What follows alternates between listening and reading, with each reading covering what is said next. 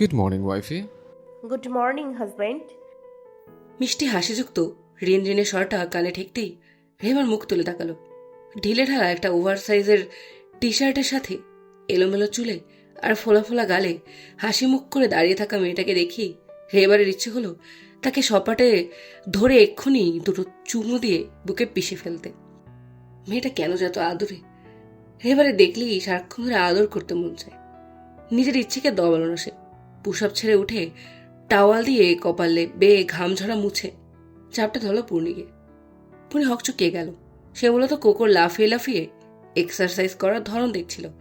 হঠাৎ এমন আক্রমণে সে অস্থির হয়ে বলে উঠল, কি কি কি করছেন অফিসার? আপনার এক্সারসাইজ হয়ে গেল এত তাড়াতাড়ি? হ্যাঁ, রেবার পূর্ণির মুখের কাছে গিয়ে হাসকি টোনে বলল, না, এখনো 5-6 ক্যালোরি বার্ন করা বাকি, সেটাই করতে আসলাম। পূর্ণি চোখ বড় বড় করে ঢুকিল। রেবারের হাতের বাঁধন হালকা বুঝে পিছনে ঘুরে পালানোর চেষ্টা করল, কিন্তু সে ভুলে গিয়েছিল যে প্রতিপক্ষ একজন দক্ষ প্লেয়ার। ফলস্বরূপ সে নিজের অবস্থান থেকে এক পাও বেশি যেতে পারল না। হাল ছেড়ে ফোঁস করে দম ছাড়ল বলিষ্ঠ হাতের বাহুবেষ্টনীতে। নিজেকে ছোটাতে আলতো হাতে ধাক্কা দিয়ে বলল, কি করছেন অফিসার? কোকো আছে সামনে। পূর্ণির কথায় রেহেবার ঘাড় ঘোরাতেই দেখল কোকো তাদের দিকে ঘাড় বেঁকিয়ে তাকিয়ে আছে। রেহেবার ঠোঁটে লিয়ে হেসে বলল, ক্লোজ ইউর আইস কোকো। বলতে দেরি হলেও কোকোর এক পা চোখে চাপা দিতে একটু সময় লাগলো না। পুনি হতবাক এসব দেখে। এসবও ট্রেনিং দিয়েছে তার মাসুম বাচ্চাটাকে লোকটা। এত সুন্দর করে তো পূর্ণির কথাও শোনে না কোকো। এ তো সত্যি কালা জাদু করেছে দেখে। May I darling? পূর্ণির কিছু বলার আগেই রেহেবার তাকে দেয়ালে ঠেসে নিজের অধরটিয়ে চেপে ধরল পূর্ণির কোমল অধরজোড়া। শ্বাসের গতি মাত্রা ছাড়ালো। ধীরে ধীরে পূর্ণির পুরো শরীর ঢরে পড়ল রেহেবারের দখলে। স্পর্শ গাঢ় হয়ে নেমে এলো গাল, কান বেয়ে, গলায়, ঘাড়ে, বক্ষ মাঝে। পূর্ণি কোনো রকমে হাতটা দিয়ে রেহেবারের উপর চাপ দিতেই সেই হাত রেহেবার চেপে ধরল দেয়ালে। পূর্ণি বুঝতে পারল না তার পিঠ কখন এসে ঠেকল বিছানার মোলায়েম গদিতে। কিছুক্ষণ পরই রেহেবার উঠে বসল। পূর্ণির শ্বাসের গতি তখনও অস্বাভাবিক। পূর্ণি চোখ মেলল পিটপিট করে। আশ্চর্য হলো রেহেবারের এমন হঠাৎ ছেড়ে দেওয়ায়। খারাপও লাগলো বেশ। অথচ কিছুক্ষণ আগে সে নিজেই বাধা দিচ্ছিল রেহেবারকে। এহেন আচরণে পূর্ণি রুষ্ট হয়ে মুখ ফুলে উঠে বসল। তাকালো না রেহেবারের দিকে। পরনের জামাটা টেনে কাঁধের উপরে তুলল। চুলগুলো পুনরায় বাঁধতে যাবে তার আগেই তার কোলে রঙিন পেপারে মোড়া কিছু একটা এসে পড়ল। পূর্ণি কৌতূহল বশত রেহেবারের দিকে তাকালো চোখ তুলে। রেহেবার চোখ দিয়ে খোলার ইশারা করে বেডের একপাশে বসল। কোকো এসে বসলো বেডে। পূর্ণি ধীরে ধীরে রঙিন পেপারটা খুলতেই দৃশ্যমান হলো একটা ফটো ফ্রেম, যাতে নয়ন মানে পূর্ণির বাবা হাস্যজল মুখ করে পূর্ণির কাঁধে হাত রেখে দাঁড়িয়ে আছে। পূর্ণির মুখেও হাসি। পূর্ণি বিস্মিত হয়ে ছবিটার উপর হাত বোলালো। অবিশ্বাস্য চোখে রেহেবারের দিকে তাকিয়ে বলল, এটা এটা কিভাবে সম্ভব? রেহেবার কোকোকে কোলে তুলে হেসে বলল, ম্যাজিক করে। পূর্ণির চোখ দিয়ে জল গড়িয়ে পড়ল। সে আবার হাত বোলালো ছবিতে। বাবার স্পর্শ সে কোনোদিন পায়নি, অথচ এই অস্তিত্বহীন মানুষটাকে সে অনুভব করতে পারে মনে প্রাণে। তার সবসময় অনুভূত হয় কেউ না থাকলেও তার বাবা আছে। হয়তো বাস্তবে নেই, তবে পুরো কল্পনা জুড়ে আছে। পূর্ণি খেয়াল করল তাকে আর নয়নকে ভাই বোন লাগছে। মুখের অগাধ মিল। আর নয়নের বয়সও ছবিতে 30 মনে হচ্ছে। পূর্ণি এবার ভ্রুকুচকে রেহেবারের দিকে তাকাতেই রেহেবার মৃদু হেসে বলল, ছবিটা কাস্টমাইজ করা। তোমার জায়গায় নয়ন আঙ্কেলের একটা মেয়ে বন্ধু ছিল, ওইটারই জায়গা পরিবর্তন করে এটা বানানো। This is your birthday gift. Did you like it? Purni photo ফ্রেমটা বুকে জড়িয়ে রেহেবারের গা ঘেঁষে বসে বলল, খুব, অনেক অনেক ধন্যবাদ আপনাকে আমায় এত সুন্দর একটা উপহার দেওয়ার জন্য। রেহেবার পূর্ণির চুলগুলো হাতের সাহায্যে একপাশ করে মৃদু হেসে বলল, ফ্রেশ হয়ে নাও, নিজে সবে অপেক্ষা করছে। আমেহা চোখ খুলতেই নিজেকে অচেনা জায়গায় আবিষ্কার করলো। তড়ক করে উঠে বসতেই পাশ থেকে জোহানের আওয়াজ এলো। আস্তে পড়ে যাবে তো। আমেহা চারদিকে পর্যবেক্ষণ করলো। কিছুটা চেনা চেনা ঠেকলেও বুঝতে পারল না সঙ্গে সঙ্গে। তাই চশমা ছাড়া ঝাপসা দেখলো দূরের জিনিস। তারপর শান্ত গলায় বলল, আমরা কোথায়? জোহান আমেহার চশমাটা নিজের শার্টে মুছে আমেহাকে পরিয়ে দিয়ে বলল, আপনি ভার্সিটির হসপিটালে। আপনার প্রেশার ফল করেছিল, জ্ঞান আসছিল না, তাই এখানে ভর্তি করিয়ে আমায় ইনফর্ম করা হয়। আমেহা অপ্রস্তুত হয়ে বলল, আপনার না জরুরি মিটিং ছিল? গতরাতে কাকে যেন ফোন করে বলেছিলেন? জোহান ভ্রুকুচকে বলল, তুই আমার ফোনে বলা কথাও শোনো। আমেহা আমতা আমতা করে বলল, না মানে আপনি তো বেডরুমে বলছিলেন, তাই কানে এসেছিল। ও বুঝলাম। হ্যাঁ, ইম্পর্ট্যান্ট মিটিং ছিল বটে, তবে তোমার থেকে বেশি না। বলেই জোহান আমেহার দিকে তাকাতেই দুজনের দৃষ্টি মিলিত হলেও কিছু সময়ের জন্য। আমেহা অস্বস্তিতে পড়ল। সরি, আমায় এখান থেকে নিয়ে চলুন, আমার এখানে ভালো লাগছে না। জোহান আর কথা না বাড়িয়ে ডক্টরের সাথে কথা বলে নিল। ডক্টর আমেহার সাথেও কথা বলল, যেহেতু আমেহা জুনিয়র তার। জোহান আমেহাকে গাড়িতে বসিয়ে দিয়ে গাড়ি স্টার্ট দিল। কথা হলো না দুজনের মধ্যে, তবে রেড এফএমে হঠাৎ গানগুলো তাদের মনের কথা তুলে ধরল যেন। জোহান গাড়ি ব্রেক কষতেই আমেহা তার দিকে জিজ্ঞাসু দৃষ্টিতে তাকালো। জোহান সিট বেল্ট খুলে বলল, এই দোকানের চা ভীষণ ফেমাস, তোমার ভালো লাগবে খেলে, চলো। বলেই আমেহার গাড়ির ডোর খুলে তার হাত ধরে বের করে আনলো। তারপর তারপর দোকানদারকে চায়ের অর্ডার দিয়ে আমেহাকে বেঞ্চে বসতে বলল। আমেহা বসার পর জোহানকে দেখতে পেল না। চারপাশে তাকিয়ে জোহানকে খোঁজার চেষ্টা করলো। গাড়ি রেখে সে কোথাও চলে যাবে না জেনেও আমেহাকে চিন্তিত দেখালো ভীষণ। কিছুক্ষণের মধ্যেই জোহান এগিয়ে এলো হাতে প্যাকেট জাতীয় কিছু নিয়ে। আমেহা তাকে দেখে গোপনে স্বস্তির নিঃশ্বাস ফেলতেই আচমকা স্পর্শে সে চমকে উঠল। সামনে তাকিয়ে জোহানকে হাসি মুখে দেখতে পেল। আমেহা কানের পাশে হাত দিয়ে বুঝল জোহান একটা ফুল গুজে দিয়েছে তার কানে। পারফেক্ট। বলেই আমেহার পাশে বসে পড়ল। আমেহা দেখল তার ওই হাতের ব্যাগে ডার্ক চকলেট, খেজুর, কাজু কিশমিশ ও কেক, মোটামুটি আমেহার পছন্দের জিনিস। আমেহা ফোনের ক্যামেরা অন করে মুখের সামনে ধরল নিজেকে দেখার জন্য। তারপর কি মনে করে হালকা হালকা ক্যামেরা বাঁকালো, যাতে আমেহার একটু চেহারার সাথে জোহানেরও কিছুটা চেহারা দৃশ্যমান। আমেহা ফটোতে ক্লিক করতেই সঙ্গে সঙ্গে ফোন নামিয়ে নিল। জোহান বুঝল না কিছু। চা নিয়ে এসে দুজন পরম তৃপ্তিতে চায়ে চুমুক দিল। কি ব্যাপার ম্যাডাম, এত সকালে? আগের দিন রাতে ঘুমিয়েছিলেন তো? সাহেবের এহেন কথায় অন্যমনস্ক পূর্ণা চমকে তাকালো পাশেই ফর্মাল ড্রেসে বসা সাহেবকে দেখে বলল, আপনি এমন হুটহাট করে কোথা থেকে চলে আসেন বলুন তো? ফলো টলো করছেন নাকি? শেষ কথাটা পূর্ণা চোখ ছোট ছোট করে বলল। সাহেব সিরিয়াস হওয়ার ভঙ্গি করে বলল, আমার প্রফেশনের সাথে এটা যায় নাকি? পূর্ণা হেসে দিল। তার কফি দিতে আসলে সে আরেকটা কফির অর্ডার দিয়ে বসল। তারপর নীরব কাটল কিছুক্ষণ। সাহেব এবার নিরাপত্তা ভাঙতে নিজেই প্রশ্ন করল, এখনও ভালোবাসেন রেহাব্বারকে? পূর্ণি হকচকিয়ে মাথা তুলে সাহেবের দিকে তাকালো। সাহেবের অঙ্গভঙ্গি স্বাভাবিক, কি বলবে বুঝে উঠতে পারল না সে। তার মতো মুখে খই ফোটা মেয়ের সাথে এই আচরণটা একদমই চায় না। পূর্ণা তাও আমতা করে বলল, মানে ওইটা মানে রেহেবার। রিল্যাক্স পূর্ণা, আমি জোর করছি না। আপনি না বলতে চাইলে ইটস ওকে। এই কথা শুনে পূর্ণার অস্বস্তি আরো বাড়ল। কফির কাপটা শক্ত করে চেপে ধরে মাথা নিচু করে বলল, রেহেবার কোনো কালে আমার ভালোবাসা ছিল না, ছিল শুধু আমার জেদ, যা আমি এতদিন বুঝিনি। অন্ধ ছিলাম তো, তাই বুঝতে অনেকটা বেশি সময় লেগে গেল হয়তো। সাহেবের কফির অর্ডারও চলে এলো ততক্ষণে। পূর্ণি সেটা সাহেবের দিকে এগিয়ে দেওয়ার আগেই সাহেব পূর্ণার কাপটা নিয়ে চুমুক দিয়ে বলল, আপনি নিন ওটা, আমি বেশি গরম খেতে পারি না, আর হাতে টাইমও নেই। পূর্ণি অবাক হয়ে বলল, কিন্তু ওইটা আমার এঁটো ছিল। তো মরে যাব নাকি খেলে? বলেই ভ্রুকুচকে আর এক চুমুক লাগালো সাহেব। পূর্ণা এর পিঠে আর কিছু বলার কথা খুঁজে পেল না। কিছুটা সময় নিয়ে লম্বা শ্বাস নিয়ে বলল, আপনার কাছে একটা আবদার করব? আমার কাছে? সাহেব বিস্মিত বেশ। তার কাছে আবদার করার মতো আছেই কি? অনেক বড় জিনিস, তাই ভেবে বলুন করব কিনা। না বললে আমি এখানেই থেমে যাব। সাহেব কিছু বলার আগেই তার ফোন চলে এলো। সাহেব রিসিভ করতেই পূর্ণা বুঝল আর্জেন্ট কল ওটা। সাহেব ফোন রেখে বলল, আমার এক্ষুনি যেতে হবে পূর্ণা। আপনার আবদার না হয় কাল শুনি সময় হাতে নিয়ে। আর আজ অনেক বড় দিন, আপনি সাবধানে থাকবেন।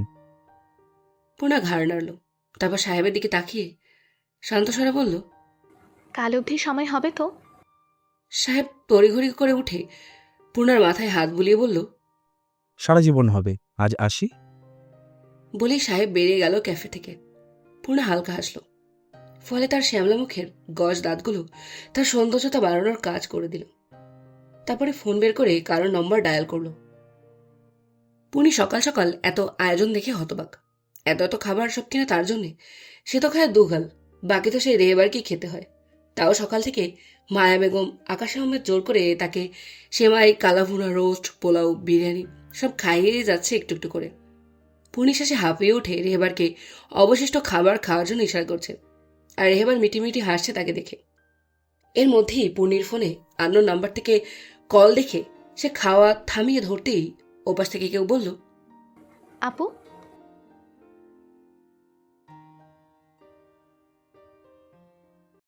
পুনি ফোন নামিয়ে আরেকবার নম্বর চেক করলো। না, এ তো তার কোনো চেনা জানা নম্বর নয়। আবার ফোন কানে নিয়ে কৌতূহলে জিজ্ঞেস করলো, কে? হ্যালো, কে বলছেন? আমি পূর্ণা। পুনি কথা বলতে ভুলে গেল হতভম্ব হয়ে। পূর্ণা তাকে ফোন করেছে, আবার আপু বলছে। পুনি মনে পড়ল না পূর্ণা শেষ কবে তাকে আপু বলে ডেকেছিল। হ্যালো আপু। পূর্ণার এত শান্ত গলা শুনে পুনি নিজেকে সামলে নিয়ে অস্থির হয়ে বলল, তুই? কিছু হয়েছে পূর্ণা? তোর গলা এমন শোনাচ্ছে কেন? না, কিছু হয়নি। আমি তোকে উইশ করার জন্য ফোন করেছিলাম। Happy birthday. পুনি এবার অবাকের শেষ সীমানায় পৌঁছল। পূর্ণা তাকে বার্থডে উইশ করছে, যে তাকে দু চোখে কোনোদিন সহ্যই করতে পারেনি। পুনি আগের ভঙ্গিতেই বলল, কি হয়েছে আমাকে বল, তোর কি কিছু চাই? পুনির গলায় নিজের জন্য এমন অস্থিরতা দেখে পুনি মলিন হাসল। তার মনে পড়ে গেল ছোটবেলায় যখন সে সিঁড়ি দিয়ে পুনিকে ভুল করে ঠেলে ফেলে দিয়েছিল। তখন নিজের ভুল বুঝতে পেরে সে খুব কেঁদেছিল। পুনি নিজের রক্তঝরা মাথা নিয়েই তার কাছে এসে জিজ্ঞেস করেছিল, কি হয়েছে তোর, আমাকে বল।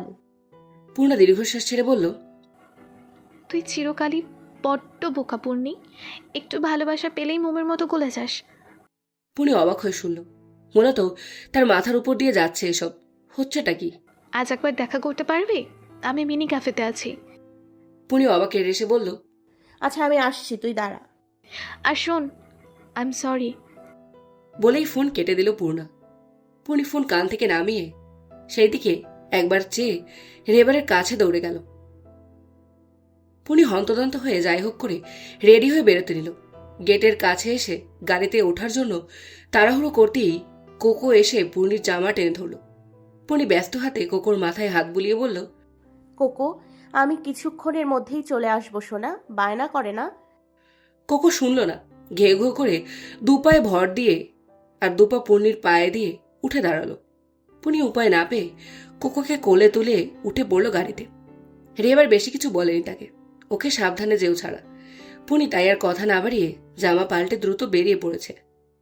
ফোনে রিং হতেই পুনি দেখল আবার সেই আগের নম্বরটা। পুনি দ্রুত রিসিভ করে বলল, হ্যালো, হ্যাঁ বল। পূর্ণি, তুই একটু আমার পাঠানো লোকেশনটায় আয়। আমি জরুরি কাজে ক্যাফে থেকে এখানে এসেছি। পূর্ণা আচ্ছা বলে ড্রাইভারকে লোকেশনটা দেখালো। ম্যাডাম, এই জায়গা তো শুনশান। ব্যাপার না আঙ্কেল, আপনি চলুন। বলেই পুনি বুকের মাথা শুয়ে থাকা কোকোর মাথায় হাত বোলাতে বলাতে বাইরের দিকে তাকালো। পুনি গাড়ি থেকে নামতেই ড্রাইভার আঙ্কেল বলল, ম্যাডাম আপনি যান, আমি এখানেই আছি। আচ্ছা আঙ্কেল। বলেই পুনি কোকোকে কোলে নিয়ে রাস্তা ধরে সামনে এগিয়ে গেল। আসলে এই জায়গাটা খুব শুনশান। আশেপাশে বেশ কয়েকটা ছোট ছোট বাড়ি, কিন্তু সবকটাই পোড়া বাড়ি টাইপ। পুনি ফোন লাগালো পূর্ণার নাম্বারে, কিন্তু টাওয়ার নেই বলে কল গেল না। পুনি ভ্রু কোচকালো। এইখান থেকেই তো পূর্ণা তাকে লোকেশনে পাঠালো। তারপর এখানে নেটওয়ার্কও নেই, এটা কেমন? কিছু দূর যেতেই পুনি চমকে উঠল। হঠাৎ সামনে বেশ কয়েকটি মুখোশধারী লোক দেখে কিছু না বুঝেই এক পা পেছল। সে যত পেছল ততই সামনের 5 জন মুখোশধারী লোক এগিয়ে এলো। কোকো ঘে ঘো করে উঠল। পুনির ভয়ে গলা শুকিয়ে এলো। এমন পরিস্থিতিতে সে আগেও পড়েছে। মনের মধ্যে ভয় জাঁকিয়ে বসল। পিছনে ঘুরে দৌড়ানোর আগেই 5 জন ঘিরে ধরল তাকে। পুনি লম্বা শ্বাস নিয়ে পূর্ণার নাম ধরে চেঁচালো, কিন্তু পূর্ণার টিকিটেও দেখা গেল না। পুনি আরও বেশি ভয় পেয়ে গেল। হ্যাঁ, করে দেখেছিস কি? উড়ে গেল। ধরতে যাবি নাকি? আরে বস, এই কুত্তাটা তো চিল্লে চিল্লে মাথা খেয়ে নিচ্ছে একেবারে। উফ, সবকটা গাধার বাচ্চা। বন্দুকটাকে সিনেমা করতে যাওয়ার জন্য নিয়েছিস নাকি? গুলি চালা। আমাদের শুধু মেয়েটাকে লাগবে, এইসব কুত্তা বিড়াল নয়। লোকটা বন্দুক বের করতেই পুনি কোকোকে বুকের কাছে জাপটে ধরে কেঁদে উঠল শব্দ করে। কাঁপা কাঁপা গলায় বলল, ওকে কিছু করবেন না প্লিজ, আমি আপনাদের সাথে যেতে রাজি, শুধু ওকে কিছু করবেন না প্লিজ প্লিজ। অন্ধকারে বরাবর ভীষণ ভয় পুনির। সে ছোট থেকেই ঘুটঘুটে অন্ধকারে থাকতে পারে না। তার রুমে সর্বদা একটা ডিম লাইট জ্বলে। একমাত্র রেহেবারের সান্নিধ্যে থাকলেই তার দরকার পড়ে না কোনো আলোর, কারণ তখন তার আর মনে ভয়ের লেশ মাত্রও থাকে না। পুনি মুখ উঠিয়ে চারিদিকে তাকালো। অন্ধকার ছাড়া কিছুই দেখতে না পেয়ে টুকরে কেঁদে উঠল। তাকে গাড়িতে ওঠানোর পরপরই তার চোখ বেঁধে দিয়েছিল সব। চোখ খোলার পর পুনি নিজেকে এই অন্ধকার রুমে চেয়ারে হাত পা বাঁধা অবস্থায় পায়। সে তো এখনো বুঝতে পারছে না তার সাথে কার এত শত্রুতা। সে না কোনোদিন কারো খারাপ চেয়েছে, আর না কারোর সাথে পাচে থেকেছে। তাহলে কে তার এত বড় ক্ষতি করতে চায়? পুনির কান্নার দমক বাড়তেই অন্ধকারে কোকর গোঙানির আওয়াজ আসলো। তার গোঙানি যেন পুনিকে আশ্বাস দিচ্ছে, আমি আছি।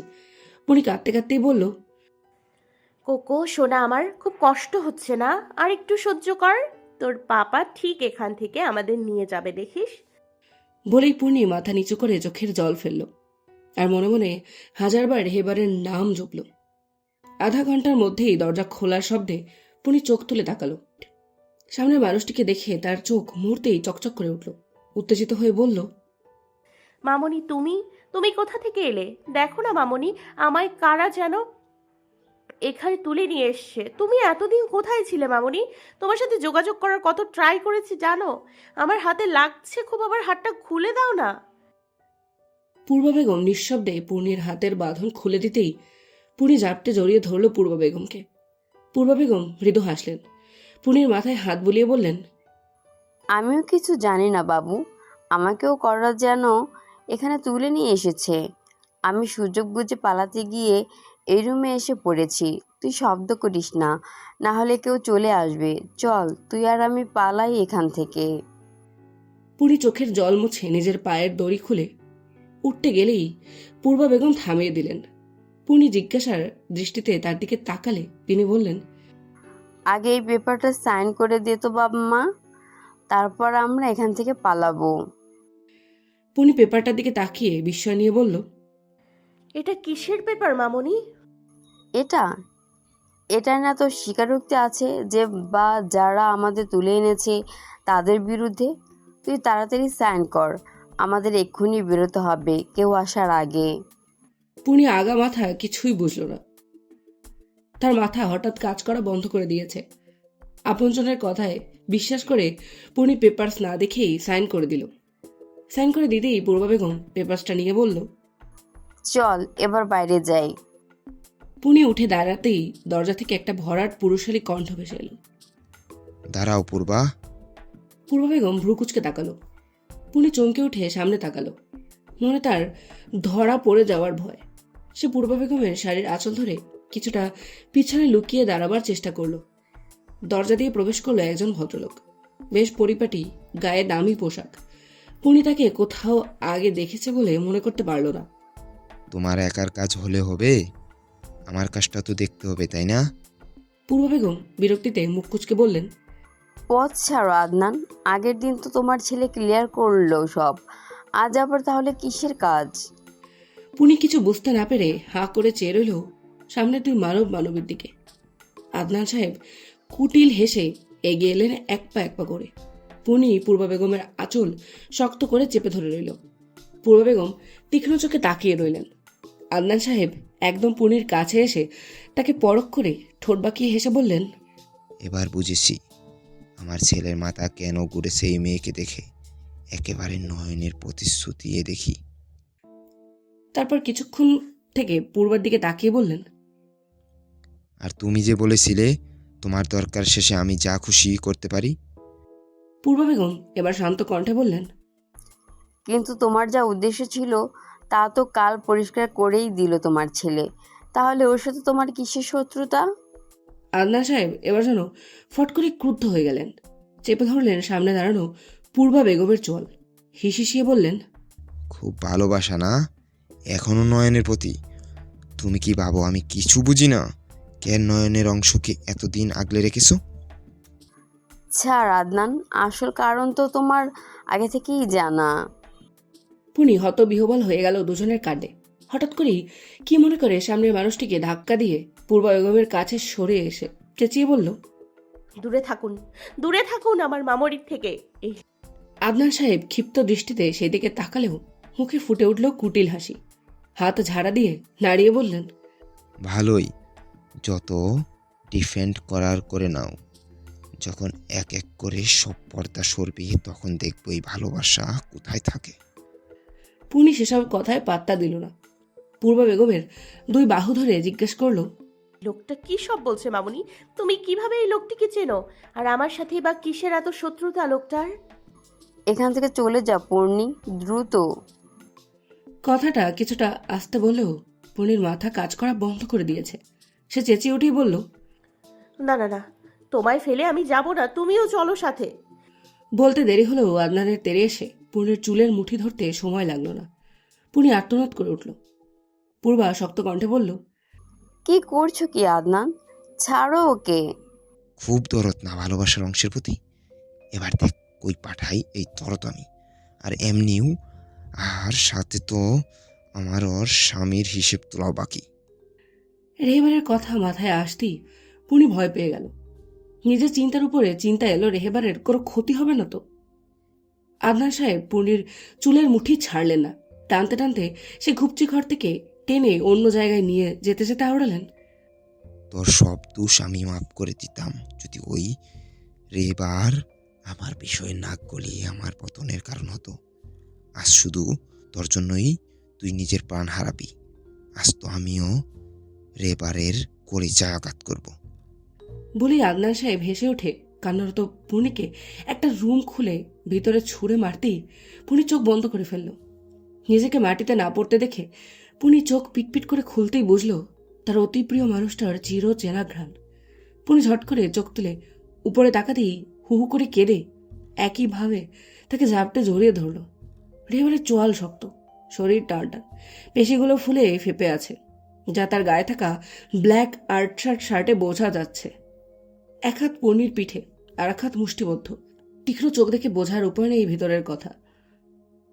আদনান সাহেব প্রথম দেখায় চমকে উঠলেও নিজেকে সামলে চোখ কটমট করে বললেন, তুই এখানে কি করে, কিভাবে এলি গার্ডস? আদনানের কথায় গার্ডসরা শাড়ি দিয়ে রুমে ঢুকে বন্দুক তাক করলো রেহেবারের দিকে। পূর্বা বেগমও দৌড় এলেন। রেহেবার পুনিকে বুকের মধ্যেই চেপে বাঁকা হেসে ভারী কণ্ঠে বললেন, রেহেবারের কলিজায় হাত দেওয়ার মতো সাহস কার আছে, তাই দেখতে এলাম। পুনি বুক থেকে মাথা তুলে কিছু বলার চেষ্টা করতেই রেহেবার চোখের ইশারায় থামিয়ে দিল। এক হাত ধরে নিজের পেছনে তাকে আড়াল করে সামনের দিকে তাকিয়ে আগের ভঙ্গিতেই বলল, তো কি সম্বোধন করব মিস্টার আদনান? তো কি সম্বোধন করব, মিস্টার আদনান থেকে মিস্টার আরবাজ? আদনান সাহেব এবার সত্যি সত্যি ভীষণ চমকালেন। পূর্বা বেগমও চমকে তাকালেন আদনানের দিকে। আদনান এবার ঘাবড়ে গিয়ে গার্ডসদের বলল, শুট দেম। গার্ডসরা বন্দুকের ট্রিগার চাপার আগেই পুরো হলরুমের মতো জায়গাটার আনাচে কানাচে দিয়ে সব অফিসাররা বেরিয়ে গার্ডসদের মাথায় বন্দুক ধরল। সাহেব পর্দার আড়াল থেকে এগিয়ে এসে রেহেবারের পাশে দাঁড়ালো। এত লোক দেখে আদনান আর পূর্বা বেগম না, পুনিও চমকালো। এরা সবাই এখানে কই লুকিয়েছিল? রেহেবার মৃদু হেসে বলল, তো শুরু আমি করব নাকি তুই? রেবার তোকে এখান থেকে আমি বেঁচে ফিরতে দিব না। আর বাজের লেজে যা পা দেয় তারা ধ্বংস হয়ে যায়। আদনান ক্রুদ্ধ হয়ে বলার পরেও রেহেবারের মধ্যে হেলদোল দেখা গেল না। পাশ থেকে চেয়ার টেনে পায়ে পা তুলে বসলো। আরে এত হাইবার হচ্ছিস কেন? শান্তশিষ্টভাবে তো আলোচনা করা যায় নাকি? আমি আবার বেশি উত্তেজনা নিয়ে পারি না। সাহেব ঠোঁট টিপে হেসে পুনিকে সাইডে এসে দাঁড়াতে বলল। পুনি এক পা বাড়াতেই সেখানে পূর্ণা হাঁপাতে হাঁপাতে এসে পৌঁছল। পূর্বা বেগম আর পুনি ছাড়া কেউ তেমন চমকালো না। পূর্বা বেগম চেঁচিয়ে বললেন, পুনি এগিয়ে এলো পূর্ণার কাছে। পূর্ণা চোখ তুলে সেই দিকে তাকাতেই পুনি এক থাপ্পড় দিল তার গালে। রাগে তার শরীর রিরি করছে। থাপ্পড় খেয়ে পূর্ণা এক প্রকার হেসে ফেলল। পূর্ণি রাগে খুবই কেঁদে উঠল, চেঁচিয়ে বলল, আমি তোকে বিশ্বাস করেছিলাম পূর্ণা, নিজের বোন ভেবে দৌড়ে আসছিলাম তোর কাছে, আর তুই কিনা এই বিশ্বাসঘাতকতা করলি আমার সাথে। ছি, আমার তোর মুখ দেখতে ঘৃণা হচ্ছে। বিশ্বাসঘাতকতা ও করেনি, করেছে তোমার নিজের মামনি পূর্ণিমা। রেহেবারের শান্ত গলায় বলা কথা শুনে পূর্ণি মাথা ঘুরিয়ে রেহেবারের দিকে তাকালো। কাঁপা কাঁপা গলায় বলল, কে করেছে আরেকবার বলুন। তোমার সামনে দাঁড়িয়ে জিজ্ঞেস করতে পারো। কি শাশুমা, বলুন আপনার মেয়েকে। রেহেবারের কথা শুনে পূর্বা বেগম ঘেমে উঠলেন। অস্বস্তিতে ঘন ঘন চোখের পলক ফেললেন। পূর্ণি তার দিকে এগিয়ে যেতে গেলে রেহেবার তার হাত ধরে গম্ভীর স্বরে বলল, এখন থেকেই কথা বলো। পূর্ণি রেহেবারের দিকে তাকিয়ে বলল, আপনার কোথাও ভুল হচ্ছে রেহবার। মামনি এমন না। মামনি তো ছোট থেকে আমায় আগলে বড় করেছে। নিজের মেয়ের সাথে কেউ শত্রুতা করতে পারে নাকি? মামনি, তুমি কিছু বলছো না কেন? বলো না, বলো না মামনি। হ্যাঁ, আমি বিশ্বাসঘাতক, বুঝলি? আমি তোর মাই। পূর্ব বেগম চেঁচিয়ে উঠে পাশের বসার জায়গায় হেলান দিয়ে জোর করে শ্বাস নিলেন। পূর্ণি থমকে দাঁড়িয়ে রইল। তার কাছে এক পলকেই পুরো দুনিয়া মিথ্যে হয়ে গেল যেন। চোখের সামনে ঘটে যাওয়া ঘটনাও বিশ্বাস করতে ইচ্ছে হলো না তার। পূর্ণির চোখ দিয়ে জল গড়িয়ে পড়ল। করুণ কণ্ঠে সে বলল, হতেই পারে না, আমি বিশ্বাস করি না। আর যে যাই করে থাকুক, মায়েরা কখনো সন্তানের ক্ষতি চায় না। তুমি একবার বলো মামনি, এসব মিথ্যে। একবার বলো। সব সত্যি পূর্ণি। আমি পৃথিবীর সেই নিকৃষ্ট মা যে তার সন্তানকে শুধু সম্পত্তির জন্য জন্ম দিয়েছিলাম। আমি সেই মা যে তোকে তোর দাদার বাড়ির সম্পত্তি থেকে দূরে সরিয়ে রেখেছিলাম। আমি সেই মা যার কাছে সুযোগ থাকার সত্ত্বেও তোকে ভালো করে মানুষ করিনি। আমি সেই মা যে তোকে সম্পত্তির জন্য এতদিন পেলে পুষে বড় করেছি। আমি সেই মা। বলেই পূর্ব বেগম কেঁদে দিলেন। তার কান্না কারো হৃদয় স্পর্শ করল না।